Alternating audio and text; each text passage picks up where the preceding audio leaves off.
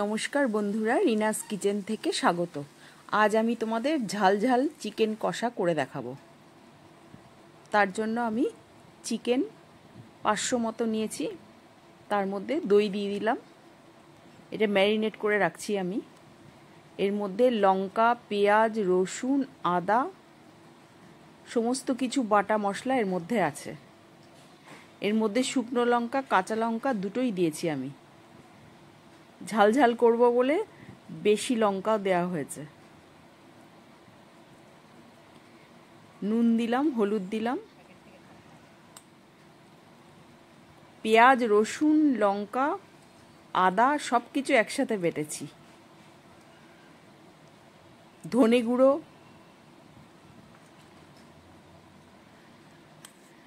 ধনেটাও বেটেছি একসাথে। এবার ম্যারিনেট করে আমি 1 ঘন্টা রেখে দিয়েছিলাম। এবার কড়াইতে ফোড়ন দিলাম গোটা গরম মশলা, তেজপাতা একটা আর শুকনো লঙ্কা। আমি রান্নাটা সাদা তেলে করছি। তেলটা আমি দিয়ে দিয়েছিলাম আগে থেকে, ওটা দেখাইনি। এবার একটা বড় সাইজের পেঁয়াজ দিয়ে দিলাম, আর একটা পেঁয়াজ আমি বেটে নিয়েছিলাম। একটা পেঁয়াজ গোটা দিলাম, আর গোটা মানে কুচিয়ে দিলাম, আর একটা আমি বেটে নিয়েছিলাম। এবার পেঁয়াজটা একটু ভাজা করে নেব।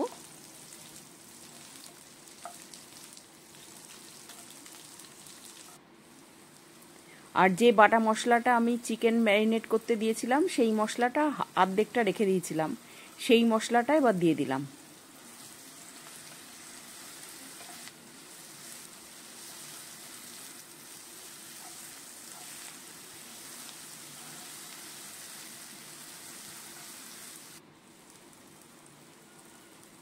এবার ম্যারিনেট করা মাংসটাও দিয়ে দিলাম।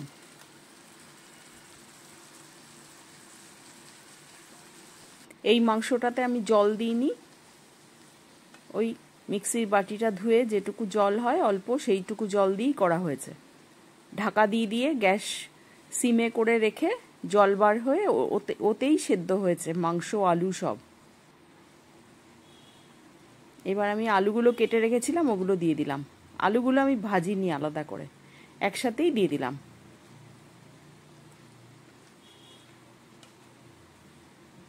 আমি ঢাকা দিয়ে করেছি, তো করলে মাংসও সেদ্ধ হয়ে গেছে, আলুটাও ভালো করে সেদ্ধ হয়ে গেছে।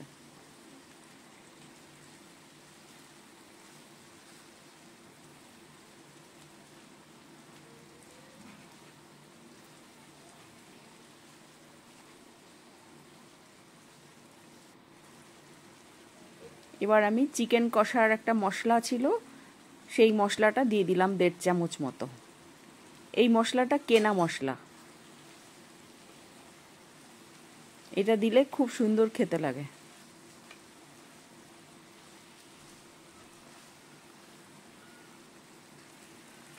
আমি ঢাকা দিয়ে করেছি, তোমাদের ওগুলো অত দেখানো হয়নি। আমার রান্নাটা কমপ্লিট। তোমাদের যদি ভালো লাগে রান্নাটা, তাহলে আমার চ্যানেলটাকে সাবস্ক্রাইব করো, লাইক করো, কমেন্টস করো।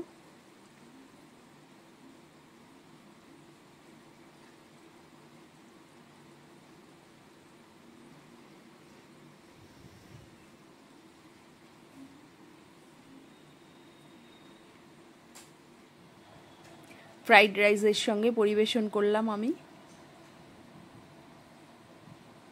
তোমরাও করে দেখো, খুব ভালো হয় খেতে।